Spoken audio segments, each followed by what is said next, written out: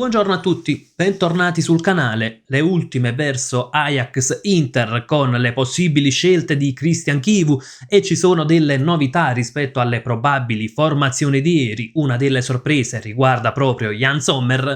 Andremo a vedere le ultime per quanto riguarda l'infortunio di Lautaro Martinez e le parole pronunciate ieri in conferenza stampa da Christian Chivu. Prima di iniziare, come al solito, vi ricordo, se volete dare un grandissimo aiuto al canale, di lasciare un bel like e di iscrivervi nel caso in cui non siate ancora iscritti. Sono delle semplici operazioni che però aiutano tantissimo. Iniziamo innanzitutto dall'infortunio di Lautaro Martinez. Ieri non ha svolto la rifinitura col gruppo, ha lavorato in palestra, oggi però è ancora in dubbio Lautaro Martinez, quindi nulla di particolarmente grave. Dovesse essere tenuto a riposo per la partita di stasera, con ogni probabilità tornerà comunque per la sfida di campionato contro il Sassuolo. Prima di andare a vedere anche quali sono le probabili formazioni, quali sono le novità, inizierei proprio dalle parole di Christian Chivu di ieri, che ha dato delle indicazioni per quanto riguarda la formazione. La domanda è stata: come sta Lautaro? Sommer giocherà. Chivu disse: oggi Lautaro non si è allenato ha detto ieri sera naturalmente, oggi Lautaro non si è allenato per un piccolo problema, valuteremo domani e vedremo se sarà a disposizione. Poi aggiunge: non ho mai parlato di un cambio portiere, Sommer ha dimostrato anche l'anno scorso quanto vale. Non cambio Sommer perché lo chiede il popolo, ho grande stima di Martinez e avrà la sua chance, e ho stima anche per Di Gennaro. Sommer ora va sostenuto, uno con la sua esperienza e il suo valore è giusto rimanga in porta. Quindi abbiamo, diciamo, la prima sorpresa rispetto a quanto si era prospettato ieri, perché praticamente tutte le testate riportavano la titolarità di Josef Martinez. Chivu invece ha confermato Sommer. Allora, è una scelta che non mi trova particolarmente d'accordo, che però capisco pienamente. Nel senso che cambiare oggi Jan Sommer, un po' potremmo dire a furor di popolo, poteva rappresentare un po' una bocciatura, quindi prestazione negativa, ok, passa subito il messaggio, è stato cambiato, un po' come se fosse stato punito per la prestazione negativa.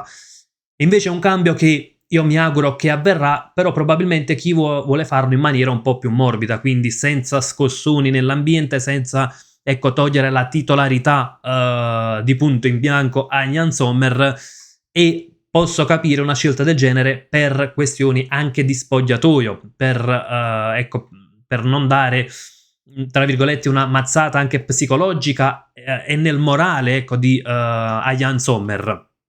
Perché dico però è un avvicendamento che sarà necessario fare, se non già questa sera, ma magari già dalla prossima col Sassuolo, per il fatto che comunque l'Inter rischia di ripetere lo stesso errore fatto con Handanovic, quindi prolungare la titolarità di un portiere in fase calante, e quando un portiere inizia a perdere colpi, comunque fa qualche errorino, qualche sbavatura, poi si rischia sempre di perdere dei punti, e a volte possono essere punti pesanti come quelli in palio questa sera.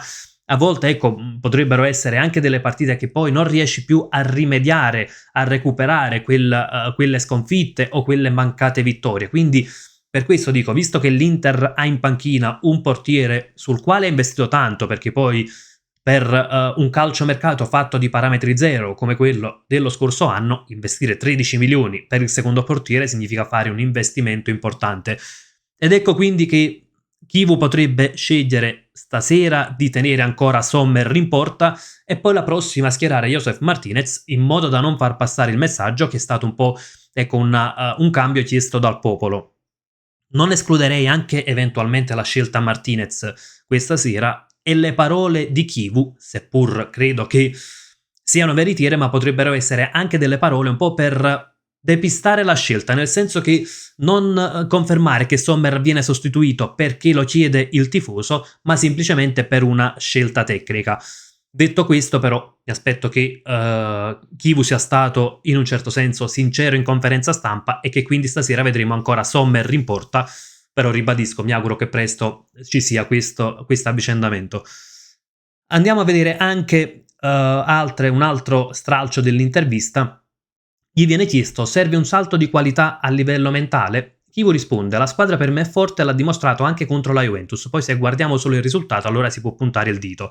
Sappiamo cosa significa una sconfitta, ma bisogna anche guardare le cose buone fatte, come la voglia della squadra di fare la partita. Per me manca poco per dare continuità a quello che di buono abbiamo visto e stiamo facendo. Manca poco anche per dare morale alla squadra che sta facendo di tutto per uscire da questa situazione. Si tratta solo di risultati, non di prestazioni. Ecco, io da questo punto di vista invece sono meno d'accordo con Christian Chivu, nel senso che è vero che la prestazione a Torino c'è stata, ma se l'Inter soffre magari del calo di concentrazione, della sbavatura in difesa, di un calciatore che si trova fuori posizione e perde l'avversario, ecco che va ad incidere anche l'aspetto mentale, quindi forse bisogna fare quel salto di qualità a livello mentale. Sul 3-2 l'Inter non ha avuto, ovviamente mi riferisco alla partita con la Juventus, non ha avuto gli occhi della tigre di quella squadra che vuole difendere quel risultato prezioso, ma è sembrato quasi che giocasse in alcuni frangenti con sufficienza. È così che poi scaturisce la punizione del 3-3 e da lì in poi sembrava che la Juventus avesse più voglia di vincere rispetto all'Inter. Ecco, forse da quel punto di vista la domanda del giornalista, se serve un salto di qualità mentale, non era così sbagliata. Arriviamo anche alle ultime di formazione, perché ci sono poi altre novità. Come detto, Lautaro Martinez è in dubbio. Ieri sembrava quasi certo che la titolarità fosse di Bonny, se nel caso in cui Lautaro Martinez non dovesse farcela. Oggi invece sono in salita le quotazioni di Pio Esposito.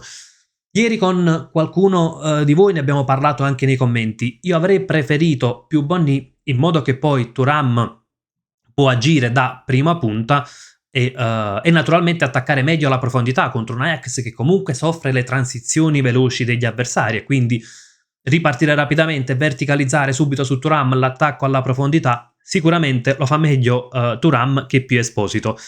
C'è però un motivo perché Chivu potrebbe anche optare per Esposito. Oltre al fatto di dare comunque minutaggio all'attaccante, quindi di non considerarlo proprio l'ultimissima scelta dell'attacco nerazzurro, quindi rischierebbe un po' di passare il messaggio, ok, che manchi Lautaro o che manchi Thuram, il primo sostituto è Bonny, solo dopo si va a dare spazio a Pio Esposito, quindi già può essere un segnale dal punto di vista mentale. Poi può esserci anche un motivo legato alle caratteristiche. I due difensori dell'Ajax non sono altissimi, 1,88 e 1,82 rispettivamente Ko Itakura e Bass. Pio Esposito è 1,91, quindi potrebbe esserci un mismatch sulle palle alte e l'Inter potrebbe sfruttare anche questa situazione, perché da sottolineare che 2 dei gol che ha subito l'Ajax in Eredivisie, se non vado errato sono 3 in totale, ma 2 gol vengono subiti sugli sviluppi di calcio piazzato, quindi ecco che può essere una situazione da sfruttare per sbloccare la partita o comunque per sfruttare a nostro vantaggio, ecco, questo difetto dell'Ajax. L'altra novità rispetto alla formazione di ieri potrebbe esserci a centrocampo. Ecco, ieri avevamo riportato Barella, Çalhanoğlu, Sušić, c'è invece la possibilità che giochi Frattesi. Ecco, con Frattesi l'Inter potrebbe andare a sfruttare quelle verticalizzazioni, quindi nel momento in cui è vero che Pio Esposito è un centravanti più statico rispetto a Bonny, che comunque potrebbe entrare poi a partita in corso, ma magari Pio Esposito più statico, Frattesi invece che si inserisce tanto, ecco che poi si potrebbe sfruttare anche diversamente l'attacco alla profondità, sfruttando appunto gli inserimenti del centrocampista, cosa che personalmente mi crea interesse, ecco, curiosità, è vedere come l'Inter potrebbe riuscire a trovare l'equilibrio con una mediana formata da Sušić, Çalhanoğlu e Frattesi. Praticamente nessuno di loro è un interdittore. Ecco che finora possiamo dire che Barella è stato un po' l'intoccabile del centrocampo di Chivu, anche perché poi per caratteristiche è l'unico che, seppur non è proprio un incontrista, però è un centrocampista molto dinamico che quindi riesce a dare un grande aiuto in fase di non possesso. Senza Barella sarà interessante capire come l'Inter cercherà quell'equilibrio e come detto io mi aspetto anche un Inter un po' più, scusatemi per il gioco di parole, ma un po' più equilibrata, quindi senza estremizzare quei concetti che sta facendo passare Chivu, quindi magari un baricentro leggermente più basso, una linea difensiva che lascia leggermente meno spazio alle spalle in modo da riuscire a coprire meglio, ecco, perché finora l'Inter ha avuto dei problemi per quanto riguarda la fase difensiva, su quella offensiva, insomma, finora ci sono state poche difficoltà. Prima dicevamo, e andiamo in conclusione, perché la partita di stasera secondo me è fondamentale. È dovuto al calendario che propone la Champions, perché l'Inter nelle prime 4 deve fare bottino pieno se vuole cercare di accedere direttamente agli ottavi e quindi tra le prime 8 della League Phase. Infatti se guardiamo il calendario, le prime 4 sono appunto Ajax-Inter, Inter-Slavia Praga, Union Saint-Gilloise Inter, Inter-Kairat. Dopo queste 4 arrivano le sfide più difficili, perché c'è la trasferta con l'Atletico Madrid, Liverpool e Arsenal in casa e la trasferta contro il Borussia Dortmund. Dortmund che non è sembrato una squadra irresistibile anche ieri sera contro la Juventus, però sappiamo, la trasferta a Dortmund è sempre una partita particolare, un ambiente molto caldo.